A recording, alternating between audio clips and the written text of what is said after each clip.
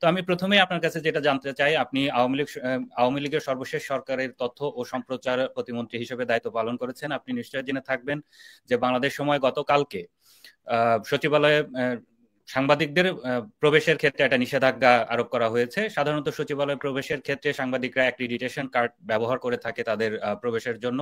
তো সেটিকে আপাতত বাতিল রাখা হয়েছে এবং সাংবাদিকদেরকে সচিবালয়ের নিরাপত্তার জন্য তারা বলছে যে এটা ঝুঁকিপূর্ণ। তো এই যে সাংবাদিকদেরকে নিরাপত্তার ঝুঁকি মনে করা হচ্ছে, তো এই বিষয়টিকে আসলে আপনারা কিভাবে দেখেন? কি মনে হয় আরাফাত ভাই, যে আসলে এইটা কি কারণে সাংবাদিকদেরকে এই সময় এসে সচিবালয় প্রবেশকে ঝুঁকিপূর্ণ মনে করা হচ্ছে?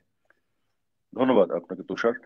প্রথম কথা হচ্ছে যে যাদেরকে তারা আওয়ামী লীগ পন্থী সাংবাদিক মনে করেন, তাদের তো অ্যাক্রেডিটেশন কার্ড তারা বাতিল করে দিয়েছে। তার মানে এখন যাদের কাছে অ্যাক্রেডিটেশন কার্ড আছে তাদেরকে নিশ্চয়ই তারা তাদের পক্ষের বা তাদের প্রতি তাদের আস্থাভাজন এরকমই মনে করেন। কিন্তু সেই সাংবাদিকদের উপরও তারা আস্থা রাখতে পারছে না। এটা অর্থ হচ্ছে তারা কিছু একটা লুকানোর চেষ্টা করছে। সাংবাদিকরা যদি ভিতরে যায়, অনেক গোমর ফাঁস হবে। আজকে তারা সরকারে আছে, ক্ষমতায় আছে, তাদের সাথে রাষ্ট্রের সকল প্রতিষ্ঠান, অথচ তাদের কাস্টাডিতে থাকা এই অফিসগুলি পুড়ে গেল। এবং তাদের যে যে দায়িত্ব ছিল সেটি তারা না নিয়ে তারা একটা ষড়যন্ত্র তত্ত্ব বাজারে ছেড়েছে। যার হাতে সবকিছু, যে এটার কাস্টাডিয়ান, যে এটার গার্ডের গার্ডের দায়িত্ব আছে, তার থাকা অবস্থায় যদি এইভাবে আগুন লাগে, তাহলে এই দায়িত্ব কার? এই দায় কার? এখানে হয় কিন্তু তারা। তারা তো বলছে আরাফাত ভাই যে এর পেছনে ষড়যন্ত্র আছে এবং বিগত আপনাদের সময়ে টানা 16 বছরে যে ধরনের অন্যায় দুর্নীতি হয়েছে, এই দুর্নীতিকে আড়াল করার জন্যই ষড়যন্ত্র করে এই নথিপত্র পুড়িয়ে দেওয়া হয়েছে। তো আওয়ামী লীগ কি এখন কোথাও আছে যে আওয়ামী লীগ নথিপত্র যে পুড়িয়ে দিয়ে আসলো? এই ধরনের বালুখিল্য কথাবার্তা বলে মানুষকে তো বোকা বানানোর কোনো মানে হয় না। সকল ক্ষমতা তো তাদের, অথরিটি তাদের, দখল তাদের, তাদের দখলে সবকিছু, অথচ জিনিসগুলো পুড়ে গেল আর দায় দিচ্ছে অন্যদের ঘাড়ে।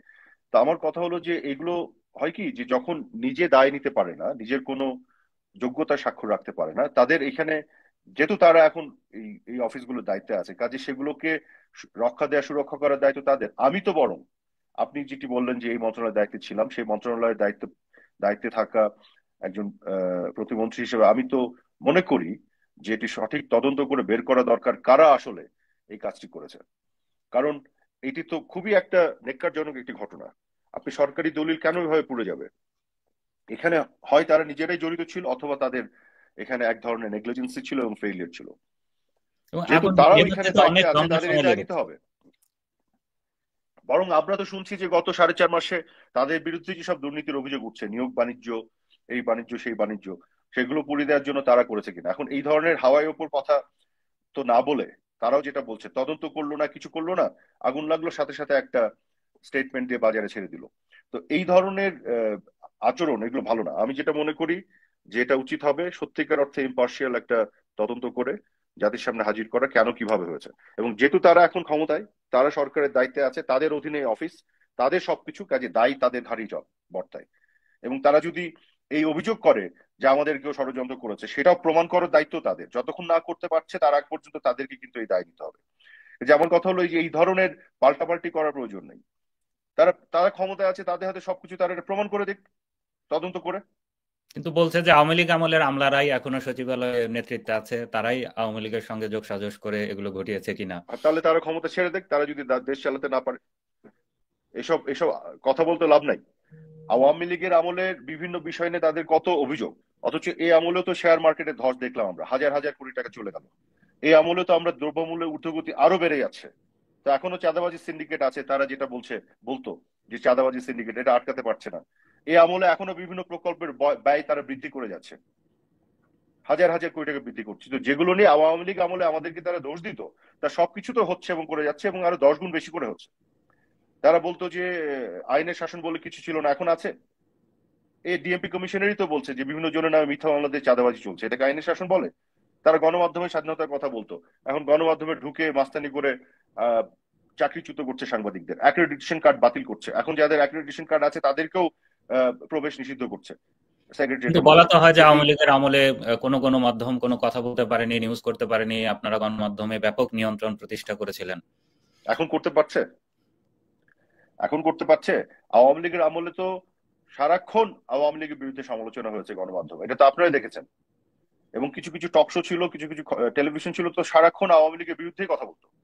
কিন্তু এখন আমি একজন ফর্মার মিনিস্টার হিসেবে এবং আওয়ামী লীগের কেন্দ্রীয় কার্যনির্বাহী সংসদের সদস্য হিসেবে আমি একটা স্টেটমেন্ট দিলে সেই স্টেটমেন্ট আজকে ছাপায় না। আমি যখন কথা বলি বলে তাদের উপর নিষেধাজ্ঞা আছে, ছাপাতে তারা ভয় পায়। কখন কোন পত্রিকার সামনে যে গরু জবাই দিবে, আওয়ামী লীগের আমলে এগুলো হয়েছিল?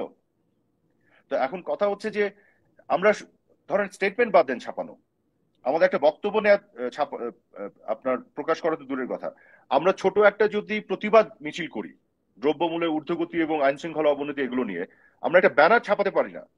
যারা ব্যানার প্রিন্ট করে সেখানেও বলে দেয়া আছে যে কোনো ধরনের মুক্তিযুদ্ধের চেতনার পক্ষের কোনো ব্যানার ছাপানো যাবে না। আপনি ব্যানারে শুধু একটা স্লোগান লিখবেন, তোমার আমার ঠিকানা পদ্মা মেঘনা যমুনা, তুমি কে আমি কে বাঙালি বাঙালি, জয় বাংলা।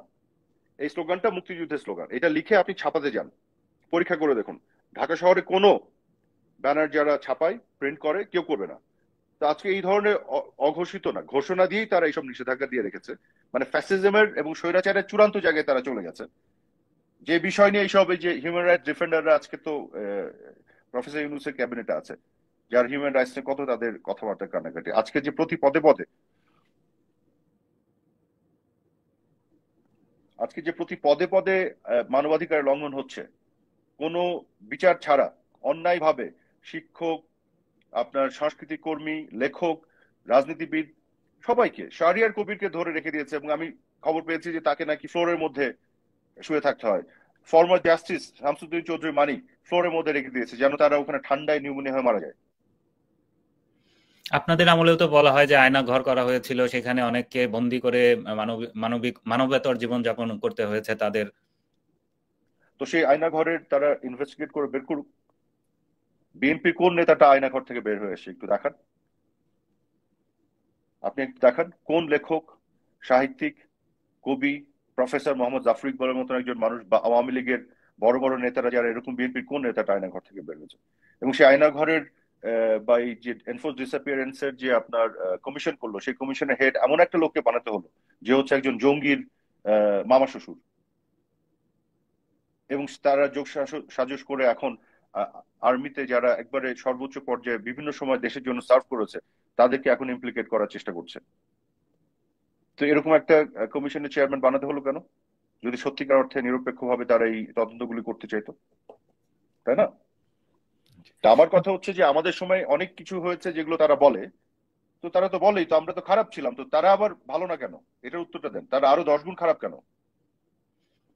আহমদ ভাই, এই যে দুর্নীতির বিষয়, আওয়ামী লীগের বিভিন্ন সময়ে আমরা দেখতে পেয়েছি যে আওয়ামী লীগের টানা 16 বছর ক্ষমতায় থাকার সময়ে অনেক দুর্নীতির অভিযোগ উঠেছে এবং লাখ কোটি টাকা বিদেশে পাচার করা হচ্ছে, এই ধরনের কথা কিন্তু বারবার গণমাধ্যমে এসেছে। এবং সম্প্রতি আপনি দেখে থাকবেন নিশ্চয়ই, সাবেক প্রধানমন্ত্রী শেখ হাসিনা এবং তার পুত্র পরিবারের অন্যান্য সদস্যদের বিরুদ্ধেও অভিযোগ আনা হচ্ছে এবং সেগুলো গণমাধ্যমে প্রকাশ হয়েছে।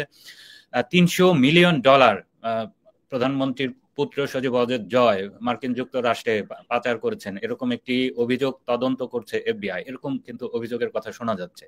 তো এই যে গণমাধ্যমে প্রকাশিত খবরগুলো তো নিশ্চয়ই আপনাদের নজরে এসেছে, তো এই অভিযোগের বিষয়ে কি বলবেন? খুবই সিম্পল, আপনাকে প্রশ্ন করি, এফবিআই যে তদন্ত করছে, এফবিআই কি এটা কোনো স্টেটমেন্টে বলেছে? এফবিআই কোনো এজেন্ট বলেছে যে তারা তদন্ত করছে? বাংলাদেশে অ্যান্টি কারাপশন কমিশন যে কথা বলছে সেই কথা ছাপিয়ে দিচ্ছে, এটা তো ওদের কথা। এফবিআই তদন্ত করলে এফবিআই বলে না কেন? এফবিআই যখন তারেক রহমানের অর্থ পাচার নিয়ে তদন্ত করেছিল তখন তো তারা সেটা তাদের ওয়েবসাইটে পাবলিশ করেছিল, সেটা এখন গেলেও আপনি পাবেন। এফবিআই তখন সেই সময়ের এজেন্ট, স্পেশাল এজেন্ট ডেবরা ল্যাপ্রভট, সে বাংলাদেশে এসে সাক্ষ্য দিয়ে গেছে। তো এখন এফবিআই সেই এজেন্টদেরকে একটু এনে বলাতে বলেন, তাহলে আমরা মেনে নিব। সরকারের পক্ষ এবং থেকে তো এখানে বলা হচ্ছে যে তারা টাকা ফেরত আনার চেষ্টা করবে। না না, আগে এফবিআই যে রেফারেন্স দিল সেই এফবিআই কিন্তু আগে বলাতে বলেন। সরকারের পক্ষ থেকে তো ওরা অনেক মিথ্যাচার করছে। এফবিআই কে যেহেতু তারা টেনেছে, এফবিআই তো আওয়ামী লীগও করে না, বিএনপিও করে না, তাই না? তো এফবিআই সেই ডেবরা লাপ্রভট তাকে দিয়ে বলাতে বলেন। এই যে ডেইলি স্টারে যে রিপোর্টটা আসলো অ্যান্টি কারাপশন কমিশনের সূত্র উল্লেখ করে, বলছে যে ডিপার্টমেন্ট অফ জাস্টিসের লিন্ডা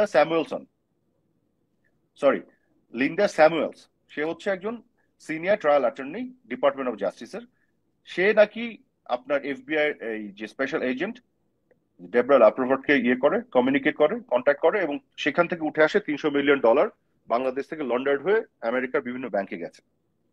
এবং এই পুরো জিনিসটা উঠে আসে, তারাই বলছে ডেইলি স্টার রিপোর্টে 2014 সালে ইউএস ভার্সেস সিজার আহমেদ নাকি না রিজভি আহমেদ একটা কেসের পরে। কিন্তু এই যে লিন্ডা স্যামুয়েলস এর কথা যে বলছে যে ডিপার্টমেন্ট অফ জাস্টিসের যে সিনিয়র ট্রায়াল অ্যাটর্নি যে কন্ট্যাক্ট করে, সে তো 2013 সালে মারা গেছে। আর এই পুরো ঘটনাটা নাকি সূত্রপাত হচ্ছে 2014 সালে, এই রিপোর্টে আছে। তো মৃত লিন্ডা স্যামুয়েলস 2014 সালে ওই ঘটনার পরে এসে কি করে ডেবরা ল্যাপ্রফোর্ডকে আপনার কন্ট্যাক্ট করলো, এই উত্তরটাকে দিতে বলেন। মিথ্যাচার করতে যে স্ক্রিপ্টটাও সাজাতে পারে না ঠিক করে, ভুল করে ফেলেছে। আর সবচেয়ে বড় কথা হচ্ছে লিন্ডা স্যামুয়েলস মারা গেছে, ডেবরা ল্যাপ্রফোর্ড তো বেঁচে আছে। উনি কিন্তু এখন ইন্টারন্যাশনাল আপনার ক্রাইম ইনভেস্টিগেটর। উনার একটা অফিসিয়াল লিঙ্কডইন পেজ আছে, অফিসিয়াল। তো ডেবরা ল্যাপ্রফোর্ড কিছুদিন আগে, আপনাকে আমি লিঙ্ক পাঠিয়ে দিব, আমি পোস্টও করেছি আমার টুইটারে। ডেবরা ল্যাপ্রফোর্ড কিছুদিন আগে তার লিঙ্কডইনে একটা পোস্ট করেছে। কি নিয়ে পোস্ট করেছে জানেন? বাংলাদেশ থেকে অর্থ পাচার নিয়ে। কোন বিষয়টি নিয়ে করেছে জানেন? তারেক রহমানের যে অর্থ পাচার সেটা নিয়ে ডেবরা ল্যাপ্রফোর্ড পোস্ট করছে। তো ডেবরা ল্যাপ্রফোর্ড বেঁচে আছে, তাহলে এই সরকারকে বলেন যে ডেবরা ল্যাপ্রফোর্ড যে ওই $300 মিলিয়ন সজীব ওয়াজির জয় পেয়েছিল, তো ডেবরা ল্যাপ্রফোর্ড ওইটা নিয়ে কেন একটা পোস্ট দিল না? সে তো বেঁচে আছে। এফবিআই কেন ওইটা নিয়ে কোনো কথা বলছে না? কাজে এরা এগুলো সব বানাচ্ছে। এই যে টিউলিপকে নিয়ে যেটা করলো, আমি তো মনে করি এটা করে তারা একটা বড় ধরা খাবে। কেন ধরা খাবে? ধরেন অ্যান্টি কারাপশন কমিশন টিউলিপ সহ নেত্রী এবং শেখ রেহানা এবং সবার বিপক্ষে একটা ইনভেস্টিগেশন শুরু করলো, বাংলাদেশের এই ডক্টর ইউনূসের অ্যান্টি কারাপশন কমিশন। সো এটা যদি শুরু করে, তাহলে খুব স্বাভাবিকভাবে টিউলিপ যেহেতু ইউকে তে একজন মিনিস্টার, এটা একটা খবর হবে। খবরটা কি? যে বাংলাদেশে অ্যান্টি কারাপশন কমিশন টিউলিপ সিদ্দিকের বিপক্ষে এরকম একটা তদন্ত শুরু করছে। খবরটা কিন্তু এইটা, তদন্ত শুরু করছে, কারণ করেছে তো। কিন্তু আপনি এই প্রশ্নটা করেন তো, এই তদন্তটা কেন শুরু করলো? কারণ তার পিছন দিকে যান, এক ব্যক্তি রিড করেছে কোর্টে, তার ভিত্তিতে তদন্ত শুরু করেছে। আচ্ছা, যে ব্যক্তি রিড করেছে সেই ব্যক্তি কিসের ভিত্তিতে রিড করেছে? তার পিছন দিকে যান, কারণ সেই ব্যক্তি রিটে বলছে বাংলাদেশের গণমাধ্যমগুলোতে এই খবরটা এসছে যে টিউলিপ সিদ্দিকী ওই রূপপুর পাওয়ার প্ল্যান্ট নিয়ে নেগোশিয়েট করে সেই টাকাটা সে নিয়েছে। আচ্ছা, বাংলাদেশের গণমাধ্যমে যে খবরটা এসছে কোথা থেকে আসলো? তার একটু পিছিয়ে যান। বাংলাদেশের সকল গণমাধ্যম এই রিপোর্টটা যে করেছে কোন রেফারেন্সে? একটা ওয়েবসাইটস এর রেফারেন্সে। ওয়েবসাইটস এর নামটা কি? সব একটু চেক করে দেখেন। Global defence corp. এই ওয়েবসাইটসে এই খবরটা প্রথম আসে, যেরকম একটা ডিল হয়, সেই ডিলের ফলে এত হাজার কোটি টাকা টিউলিপ এটার সাথে ছিল। সেটা রেফারেন্সে আপনার আমাদের গণমাধ্যমগুলো এটা রিপোর্ট করলো। সেই রিপোর্টের বেসিসে রিড করা হলো, রিটের বেসিসে অ্যান্টি কারাপশন কমিশন আপনার তদন্ত শুরু করলো। ইউকে এর বিভিন্ন মিডিয়াতে এটা খবর আসলো যে অ্যান্টি কারাপশন কমিশন আপনার টিউলিপের বিপক্ষে এই তদন্ত করছে। খুব স্বাভাবিকভাবে আসবে। কিন্তু original source of this information, এই ইনফরমেশনের মানে মূল যে আপনার সূত্র, সেটা কোনটা? সেটা হচ্ছে যে গ্লোবাল ডিফেন্স কর্প। ওইখানে একটু যান, গ্লোবাল ডিফেন্স কর্পে যে দেখবেন যে এই ওয়েবসাইটটা কোথায়, কাদের, এটা কারা। দেখবেন যে এটা একটা ফেক ওয়েবসাইট। এটা এটা এই নামে কোনো প্রতিষ্ঠান নাই, এটার কোনো অ্যাড্রেস নাই। আমি ব্লুমবার্গকে এই ওয়েবসাইট পাঠিয়েছি, বিবিসি ওয়ার্ল্ডকে পাঠিয়েছি, ডশেভেল ইন্টারন্যাশনালকে পাঠিয়েছি, ফাইন্যান্সিয়াল টাইমসকে পাঠিয়েছি, জিজ্ঞেস করেছি তোমরা কি এটাকে চিনো? কেউ চিনে না, নোবডি হ্যাভ এনি ক্লু। এবং ওখানে দেখবেন গোটা পৃথিবীর বিভিন্ন ধরনের ডিফেন্স রিলেটেড খবর টবর ছাপায়, আর 40% খবর দেখবেন শুধু বাংলাদেশের এবং আওয়ামী লীগের বিরুদ্ধে। মানে এটা বাঙালি কিছু লোকজন আছে বিএনপি জামাতি যারা আওয়ামী লীগ বিরোধী, তারা ইউএসএ থেকে চালায় পেজটা। এটার কোনো চালচুলা নেই, ঠিক আছে? তো এরকম একটা শেডি, একটা একটা ফেক একটা ওয়েবসাইট, সেটা একটা রূপকথার গল্প ছাপিয়ে দিল যে রূপপুর পাওয়ার প্ল্যান্টে এত টাকা লেনাদেনা হয়েছে। এবং অদ্ভুত ভাবে আমাদের দেশের গণমাধ্যমগুলো এরকম একটা ধরেন আনঅথেন্টিক গার্বেজ একটা সোর্সের উপর ভিত্তি করে রিপোর্ট করলো। আমার ধারণা আমাদের গণমাধ্যমকে রিপোর্ট করানো হয়েছে, কারণ তাদের প্ল্যানটাই ওইটা ছিল যে ওইখানেও রিপোর্ট করানো হচ্ছে এই জিনিসটা। কারা করাচ্ছে মনে হয়? আমি এই যে এই সরকারের সাথে সম্পর্কিত যারা, তারা এই পুরো গেমটা করেছে। তারা গ্লোবাল ডিফেন্স কর্প ওই ফেক ওয়েবসাইটসে আষাঢ়ের গল্প, রূপকথা গল্প ছাপিয়েছে। সেইখান থেকে বাংলাদেশের গণমাধ্যমগুলোকে এটা রিপোর্ট করিয়েছে। সেখান থেকে একজনকে দিয়ে, তাদেরই একজনকে দিয়ে রিড করিয়েছে। সেই রিডের পরে তারপরে অ্যান্টি কারাপশন কমিশন গেল টিউলিপের এগেইনস্টে আপনার ইনভেস্টিগেশন। বাংলাদেশি গণমাধ্যমগুলোতে যে সংবাদ পরিবেশন হলো, তো এগুলোর কি আপনারা প্রতিবাদ জানিয়েছিলেন? মানে ফরমাল কোনো প্রতিবাদ? না, আমরা জানিনি। আমি একটা স্টেটমেন্ট দিয়ে বলেছি যে দেখো, মূল খবরটা যে আসার এই গল্পটা কিন্তু গ্লোবাল ডিফেন্স কর্পে আসছে। গ্লোবাল ডিফেন্স কর্পকে খোঁজ নিলে বোঝা যাবে এটা একটা বোগাস জিনিস।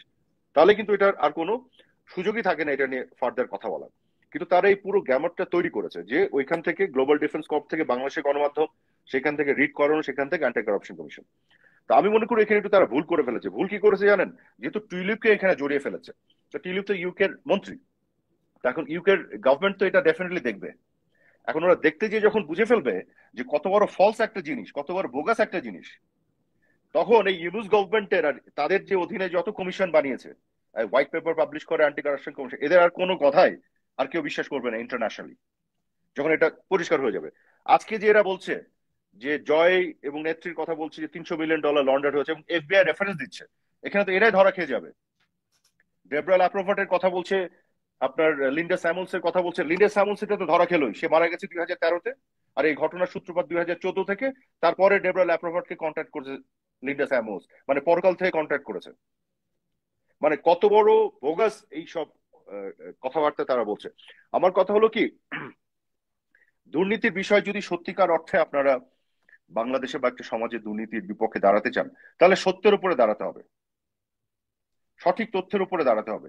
এই যে আমার প্রতিপক্ষ বলে গল্প বানিয়ে ছেড়ে দিব, মিথ্যাচার করব, আমি তাকে অপছন্দ করি রাজনৈতিকভাবে, তার বিপক্ষে যত মিথ্যাচার হবে সেটাকেই আমি ফ্যান করতে থাকবো, ছড়িয়ে দিতে থাকবো। তারা তো আর বলছে যাকে যে পছন্দ এগুলো করি, আওয়ামী লীগই পথ দেখিয়ে গেছে, আওয়ামী লীগ আমলে এইসব নানান অপকৌশল প্রয়োগ হতো, সেগুলো কোথায় আপনি আমাকে এখন। বলেন, কোথায়? কোথায় ভাই? পদ্মা সেতু নিয়ে দুর্নীতি অভিযোগ উঠলো আওয়ামী লীগ আমলে, আমরা বললাম এখানে দুর্নীতি হয় না, বিশ্বাস করলো না। তারপর তো কানাডার কোর্ট বললো এখানে দুর্নীতি হয় নাই। তো কানাডা কোর্ট আওয়ামী লীগ করে? তারেক রহমানের অর্থ পাচার নিয়ে তো আমরা বলি নাই হয়েছে, এটা তো ওই ডেবরা ল্যাপ্রোভার্ট এফবিআই এসে বলে গেছে।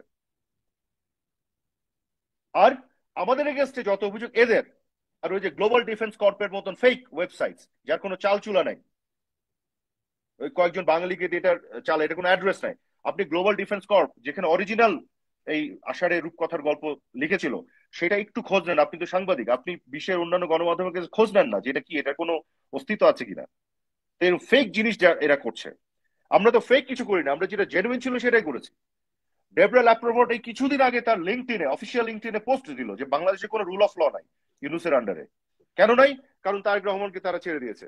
যে মানি লন্ডারিং এর তদন্ত সে নিজে করেছে এবং সাক্ষ্য দিয়ে গেছে, যেটা প্রমাণিত, সেটা তারা ছেড়ে দিয়েছে। আর টিউলিপের বিপক্ষে আষাঢ়ে গল্প সাজাচ্ছে, জয়ের বিপক্ষে আষাঢ়ে গল্প সাজাচ্ছে। তো এটাই আমার আবেদন থাকবে দেশের মানুষের কাছে, যে আপনাদের যদি চিন্তা এরকম হয় যে রাজনৈতিকভাবে যাকে প্রতিপক্ষ মনে করেন তার বিপক্ষে যতই মিথ্যাচার অসত্য আষাঢ়ে গল্প থাক সেটাই আপনারা বিশ্বাস করবেন, যেহেতু আপনি তাকে পছন্দ করেন না, তাহলে দেশ জাহান্নামে যাবে, আমার এটা নিয়ে কিছু বলার নাই। আর যদি মনে করেন আপনি কাকে পছন্দ করেন বা করেন না নির্বিশেষে, শুধু সত্য এবং সঠিক তথ্যের উপর দাঁড়ান, যে আসল দুর্নীতি করেছে তাকে ধরবেন না, যে দুর্নীতি করেনি তাকে দুর্নীতিবাজ বানাবেন না, এই জায়গাতে যদি আপনি ঠিক থাকতে পারেন বাংলাদেশ দুর্নীতিমুক্ত হবে। তাছাড়া এদের জীবনও দুর্নীতিমুক্ত হবে না। আরাফাত ভাই, আমরা এখন একটু এই যে দেশের চলমান রাজনৈতিক বিষয়গুলোর উপরে একটু কথা বলতে চাই। সেটা হচ্ছে যে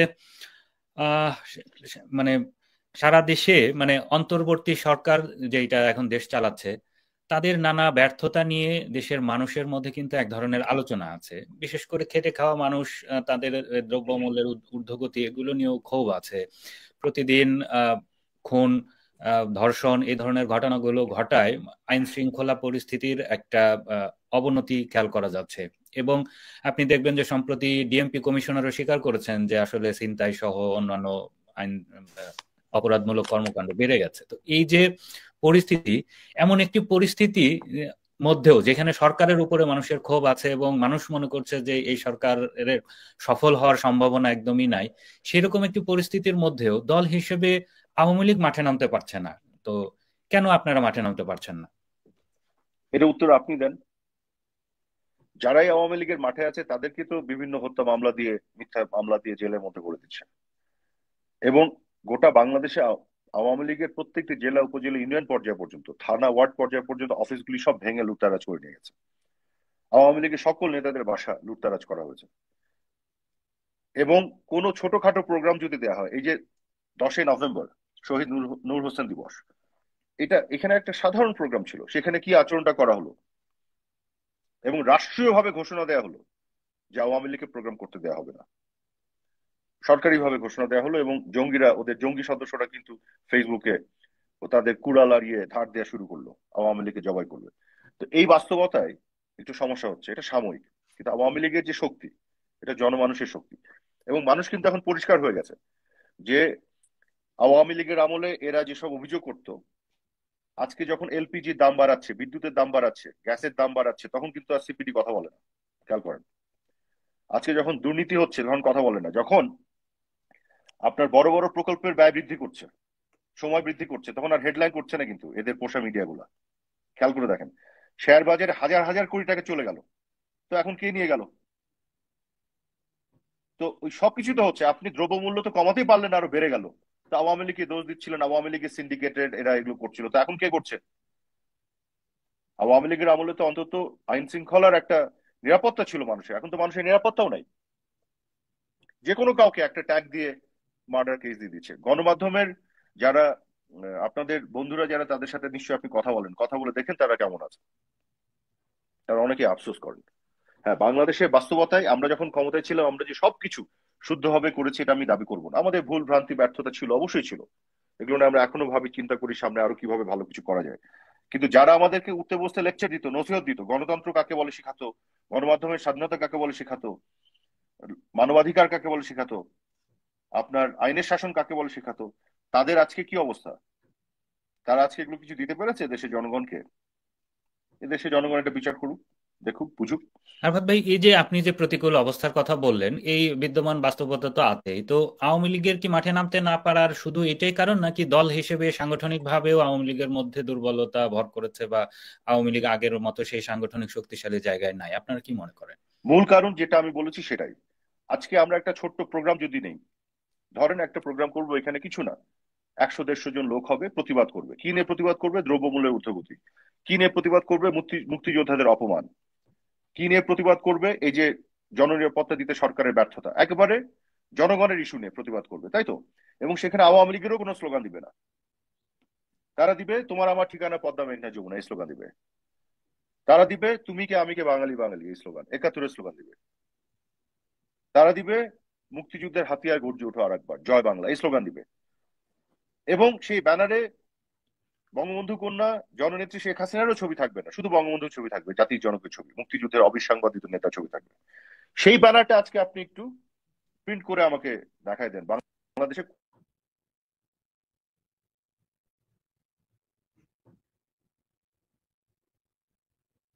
কেন তারা লোক লাগিয়ে রেখেছে। জি। আমাদের আমলে কি ওদের এই অবস্থা ছিল? ওরা তো সব ধরনের বিক্ষোভ, গণ আন্দোলন যা কিছু করে সবই তো করেছে, আমরা তো করতে দিয়েছি। আর এখন একটা ব্যানার ছাপাতে দিবে না আপনাকে, 50 লোকে এক জায়গায় হতে দিবে না। তারা তাদের পেটোয়া বাহিনী পাঠিয়ে এই ধরনের আপনার সাপ্রেশনের কাজগুলি করছে তারা। তাহলে আরাফাত ভাই, এই পরিস্থিতির মধ্যে দল হিসেবে আপনারা, আওয়ামী লীগ কি পরিকল্পনা করছেন আসলে? কবে নাগাদ আপনাদের মাঠে আমরা দেখতে পাবো? আর আরেকটা বিষয় হচ্ছে যে এর সঙ্গে জানতে চাই, সেটা হচ্ছে বিভিন্ন মহলে আলোচনা শোনা যাচ্ছে যে আগামী মার্চের মধ্যেই আওয়ামী লীগের জন্য মাঠে নামার মতো একটি প্রস্তুতির কথা শোনা যাচ্ছে। তো আসলে কি এটা সত্যতা আছে কিনা, বা আপনাদের প্রস্তুতির বিষয়ে জানতে চাই। আমরা কি পরিকল্পনা করছি এটা তো আপনাকে আমি ইন্টারভিউতে বলে দিব না।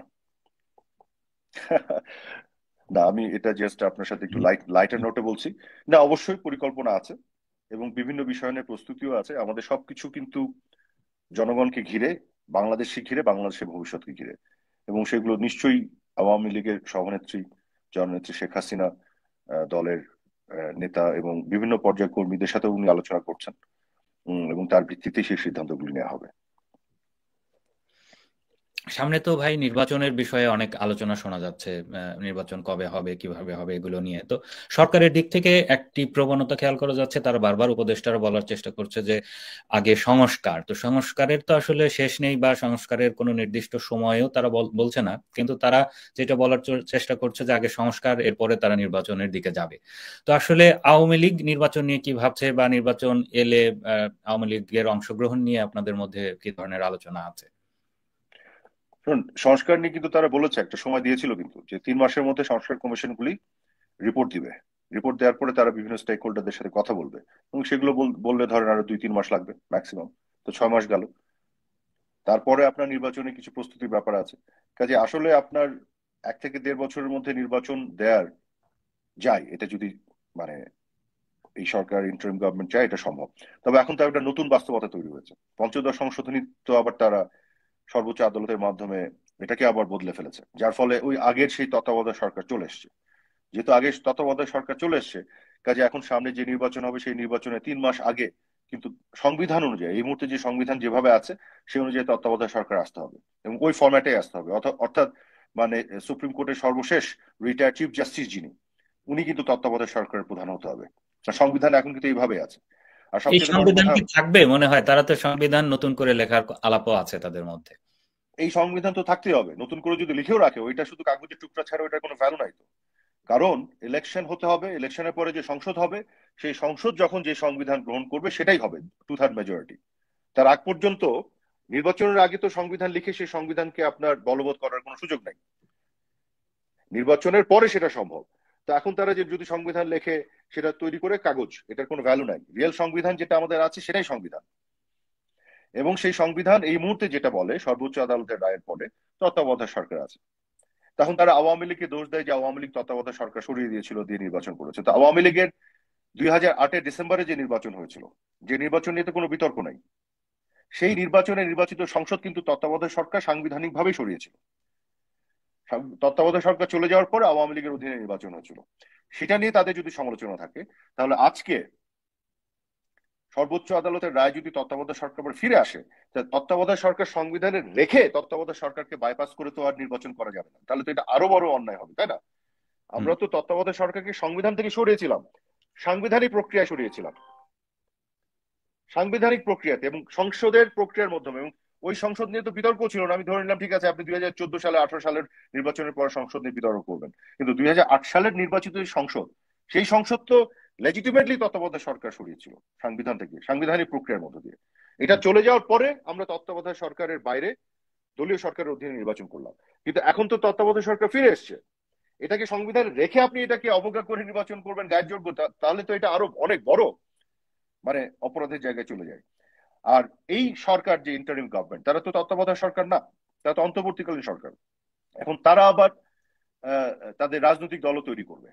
তো তাদের যদি রাজনৈতিক দল তৈরি হয় এই ছাত্রদের, সেই রাজনৈতিক দল তাহলে ছাত্রদের দল, এবং এরা আবার এই সরকারকে নিয়োগ দিয়েছে, এদের নিয়োগকর্তা। তো তত্ত্বাবধায়ক সরকারের পক্ষে কথা বলে এই লোকগুলা, যারা বিভিন্ন কমিশনের চেয়ারম্যান এবং সদস্য। তো তত্ত্বাবধায়ক সরকারের স্পিরিটটা কি? যে দলীয় সরকারের অধীনে তারা নির্বাচন মনে করে হয় না।